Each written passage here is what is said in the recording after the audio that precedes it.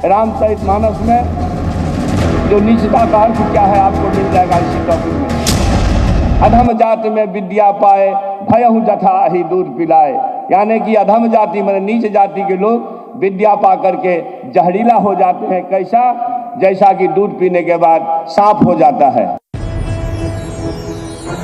गोस्वामी तुलसीदास रामचरितमानस यदि मात्र महाकाव्य रहा होता तो 4.5 शताब्दी में क्षीण जरूर पड़ गया होता। आपने पढ़ा है कि हाल ही में आयोजित विश्व पुस्तक मेले में तुलसी सारे अन्य लेखकों पर भारी पड़े। वास्तव में तुलसी ने जन के राम, नीति के राम, रामराज के राम, इहलोक के राम, परलोक के राम, भरत के राम, सबरी के राम, प्रेरणा के राम, मर्यादा के राम, निषाद के राम, करुणा के राम का चरित्र चित्रण इस प्रकार किया है कि जैसे जैसे जन चेतना बन रही है तुलसी के राम की पुकार बढ़ती जा रही है। जितनी बार देखो उतनी बार राम नए रूप में नजर आते हैं और उतनी ही बार रामचरितमानस नए रूप में नजर आता है।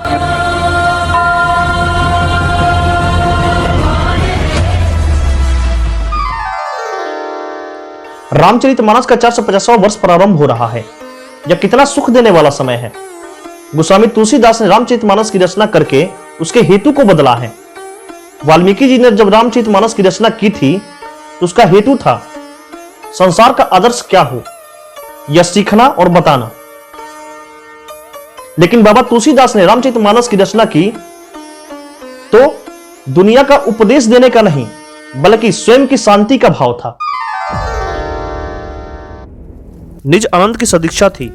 बाबा ने रामचरितमानस की रचना के 3 हेतु स्पष्ट किए हैं। स्वतः सुखाय तुलसी रघुनाथ गाथा, यानी निज आनंद के लिए लिखता हूं। दूसरा हेतु दुनिया को उपदेश करना नहीं बल्कि मेरे मन को बोध मिले, ज्ञान का कुछ प्रकाश प्राप्त हो जाए, इसलिए मैंने इसकी रचना की। भाषाबद्ध करीब में सोई, मेरे मन प्रबोध जही होई। मेरे मन को कुछ प्रबोध हो जाए, मेरे मन को कुछ सीखने को मिले, इसलिए तुलसीदास जी ने संबोधन किया है कि दुनिया को नहीं अपने मन को। और तीसरा हेतु गण करने से वाणी पवित्र हो। इसलिए जब भी हम रामचरितमानस पढ़ते हैं, सुनते हैं तो मन पवित्र होने लगता है, भक्ति भाव का जागरण होता है, मन भगवान में रमने लगता है। ऐसा इसका प्रताप है। आज रामचरितमानस को मान्यता दिनों दिन बढ़ती जा रही है।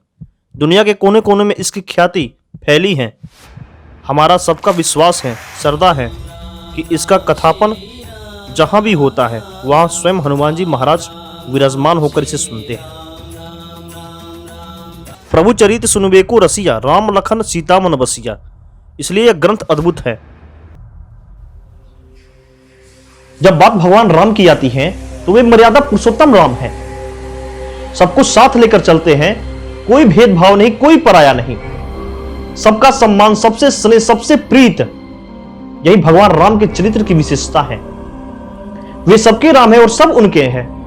पशु पंछी नर नारी, वनवासी गिरिवासी वंचित, यानी कोई भी ऐसा वर्ग नहीं है जो राम का नहीं और राम उनके नहीं। सबको परस्पर प्रेम है। यही तो राम है, यही तो राम राज्य है।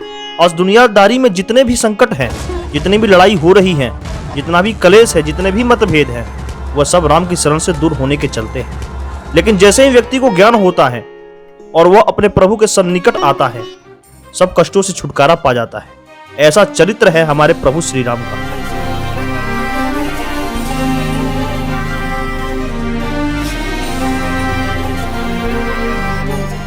सबके हैं राम। राम को किसी एक सांचे बंधन में नहीं बांधा जा सकता। उनका चरित्र तो सिंधु की भांति है, अपार अपरिमिति अनंत, जहां एक एक धारा ज्ञान की धारा है। राम का चरित्र तो ऐसा है कि वह वन में जाने पर भी माता कैकेयी के प्रति दुर्भाव नहीं रखते। उनके मन में सिर्फ आज्ञा का भाव होता है और जब वापस आते हैं तो माता कैकेयी के गले से लिपट जाते हैं, स्नेह करते हैं। माता कैकेयी अपने राम का माथा चूमती है। यही राम है। एक तरफ सोने की लंका में रावण रहता है तो दूसरी तरफ राजा राम भी राजमहल में रहते हैं। लेकिन अंतर इतना है, वे कभी केवट को नहीं भूलते, वे कभी सबरी के सम्मान को नहीं नकारते। वे झोपड़ी में रहने के लिए हरदम तैयार रहते हैं। उनके लिए सब बराबर है। बात इतना है कि आप जब बड़ी जगह पर विराजमान होते हैं तो छोटे को ना भूलना। राम के जीवन में ऐसे अनगिनत उदाहरण हैं केवट, सबरी, जटायु, नल नील, गिलहरी, विभीषण, जामवंत, हनुमंत, कौन सा वर्ग उनके साथ नहीं है। वे कभी किसी को नहीं भूलते। राम ने वन गमन के दौरान निषाद राज को गले लगाया तो केवट को भी भरपूर सम्मान दिया। सबरी का अतिथि स्वीकार कर प्रभु ने जूठे बेर खाए। इतना ही नहीं, भगवान राम ने उन सभी को अपना अंग माना जिन्हें आज कुछ लोग हे दृष्टि से देखते हैं। राम के जीवन में ऐसा कोई भेदभाव कभी रहा ही नहीं।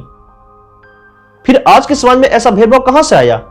ये कौन लोग हैं जो हिंदू धर्म को जाति के टुकड़ों में बांटकर हमें अलग करने की साजिश रच रहे हैं? यह सब सोचने विचारने की बातें हैं। हमारा पूरा समाज एक शरीर की तरह है। अगर शरीर के अंग में कोई कष्ट होगा तो पूरा शरीर अस्वस्थ हो जाएगा। समाज की अवधारणा भी कुछ ऐसी है।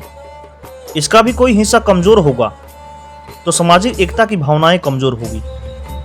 इसलिए आज के समय में राम से बढ़कर समरसता का दूसरा उदाहरण और कहां मिलेगा। वनवासी राम का संपूर्ण जीवन ही सामाजिक समरसता का अनुकरणीय पाथेय है। प्रभु ने वनगमन के समय प्रत्येक कदम पर समाज के अंतिम व्यक्ति को गले लगाया। उन्होंने इसके माध्यम से यह संदेश दिया कि मनुष्य के अंदर एक ही जीव आत्मा है। ईश्वर अंश जीव अविनाशी। बाहर भले ही अलग दिखाई देते हो पर अंदर से तो एक ही है। भगवान राम ने अपने वनगमन के दौरान समाज के सबसे अंतिम पैदान पर खड़े व्यक्ति को गले लगाकर सामाजिक समरसता का जो अद्भुत उदाहरण प्रस्तुत किया वह अनुकरणीय है। आज हम देखते हैं कि सामाजिक समरसता के भाव को नष्ट करने की साजिश रची जाती है। तमाम झूठे तथ्य गढ़े जाते हैं, आपस में लड़ाया जाता है, समाज को कमजोर करने का सुनियोजित प्रयास किया जाता है। कि इसका कोई प्रूफ नहीं है कि राम अयोध्या में नहीं, नथिंग। आपको भगवान राम के पैदा होने का प्रूफ चाहिए। नहीं, हमें तो नहीं फिर क्या चाहिए। कह रहे हैं आप? हम स्थान की बात कर रहे तो हैं। स्थान क्या मतलब है आपका? अयोध्या में रामलला विराजमान है, थे और सदैव रहेंगे। अयोध्या में रामलला विराजमान थे, हैं और सदैव रहेंगे। आप इस देश का इतिहास बदल देंगे? ये आपकी आस्था नहीं है, इस देश की आस्था है। 135 करोड़ हिंदुस्तानियों की आस्था है। अभी सबको बराबर का दर्जा चाहिए था। भगवान राम, उनको मर्यादा पुरुषोत्तम इसलिए कहा जाता है क्योंकि उनका हर कार्य मर्यादा के साथ संपूर्ण होता है। उन भगवान राम को ऑनरेबल सुप्रीम कोर्ट ने विराजमान करा और उसके बाद भी ये कहते हैं कि सबूत लेके आओ कि रामलला वही विराजमान थे। कैसे साबित करोगे देवकी नंदन जी? इसके कारण समाज की शक्ति तो कमजोर होती ही है, देश को हानि पहुंचती है। वास्तविक तथ्य यह है कि पुरातन समय में ऐसा नहीं था। असल में समाज में विभाजन की रेखा खींचने वाले कुछ स्वार्थियों ने इस भेदभाव को जन्म दिया है। रावण के जीवन को जब हम देखेंगे तो वो हर समय परेशान और कलह में ही रहा। ऐश्वर्य थी लेकिन शांति नहीं थी, शांति थी लेकिन अहंकार उससे ज्यादा था। शक्ति आने पर अपने ही भाई को अपमानित करता था, उसे मारने के लिए दौड़ता था और उसे तिरस्कृत करके अपने ही राज्य से निकालता है। यह आसुरी प्रवृत्ति है। नष्ट कर दो देवों को। रावण के विरुद्ध जो सर उठे काट डालो, मार दो, बच्चा हो या स्त्री, एक एक देव को मार डालो। यह रावण का स्वभाव है। राम का स्वभाव ठीक इससे उल्टा है। वे सभी को सम्मान देते हैं, गले से लगा लेते हैं, सन्मार्ग दिखाते हैं, एक छोटी सी गिलहरी को भी सम्मान देकर उसका मान बढ़ाते हैं। यह राम है। आज के समय असुरी प्रवृत्तियों का प्रकोप बढ़ा है। भाई भाई आपस में लड़ते हैं, घरों में कलह है, संपत्तियों पर विवाद है। पिता पुत्र का अपमान करता है तो पुत्र पिता का। समाज में अनेक तरह से विष घोला जा रहा है। आपस में कैसे लड़ाई हो इसकी साजिश रची जाती है।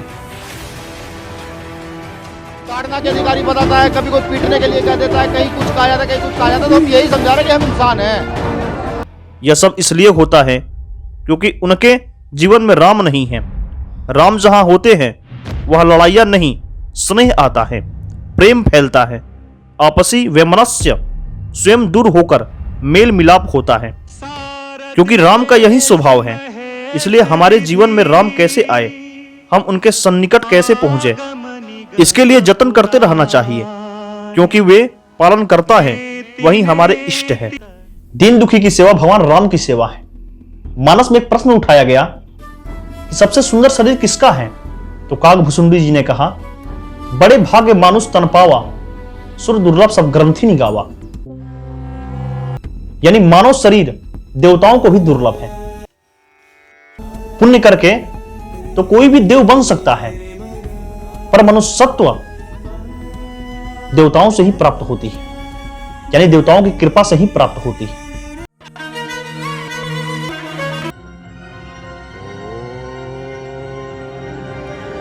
भगवान ने हम सबको मानव बनाकर हमारा सम्मान किया है, यह श्रेष्ठ है। इसका मतलब भगवान हमको बहुत चाहते हैं। तो जो हमें चाहते हैं, ऐसे में हमारी जिम्मेदारी बनती है कि हम सब उनका स्मरण करें, उनकी आराधना करें, उनके बताए रास्ते पर चलें, दीन दुखी की सेवा करें। समाज के सबसे अंतिम पंक्ति में बैठे व्यक्ति की अपने सामर्थ्य के अनुसार सेवा करें। यही राम की सेवा है। मनुष्यता यही है, जीवन का सार यही है। क्योंकि भगवान राम श्री राम ने विप्रधेनु सुर संत हित लीन्हि मनुष्य अवतार को ही तो चरितार्थ किया है। इन चारों के हित के लिए भगवान राम का अवतार हुआ। रावण इन चारों का विरोधी था। भगवान राम का रावण से कोई विरोध नहीं था, वह तो उसके भी मंगल की कामना करते थे। काजु हमार तासु हित कोई।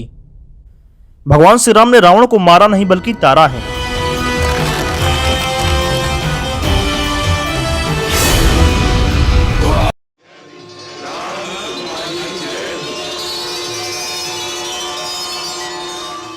उनकी पत्नी मंदोदरी रावण को संबोधित करते हुए कहती हैं, हे नाथ, आप पूरे जीवन भर द्रोह करते रहे, लेकिन भगवान की कृपा देखिए कि उन्होंने आपको अपने लोक में स्थान दिया।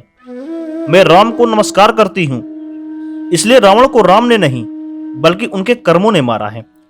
दरअसल यह विचारों का संघर्ष था। दशाननी और दशरथी विचारधारा का संघर्ष था। दशाननी विचारधारा भोग और अपहरण की है। रावण ने सब कुछ अपहरण करके बनाया, चाहे वो सोने की लंका हो या सुर, नर, मुनि, गंधर्व की कन्या हो। लेकिन श्री राम की विचारधारा त्याग और समर्पण की है। राम और रावण का युद्ध विचारों का युद्ध है। एक तरफ त्याग और समर्पण है, तो दूसरी तरफ भोग और अपहरण है। इसलिए आज भी देखते हैं कि भौतिक और आध्यात्मिक में संघर्ष चल रहा है। गोल गवार शुद्ध पशु नारू शूद्र वो वहीं पे कह रहा है। डैट मीन कि सोसाइटी डिवाइड की गई। मक्खनलाल जी ने भी कहा कि एक कहता है मैं क्षत्रिय हूँ, एक कहता है मैं शूद्र हूँ। यहां मैं बताना चाहता हूं कि आध्यात्मिकता का भौतिकवाद से कोई संघर्ष नहीं है।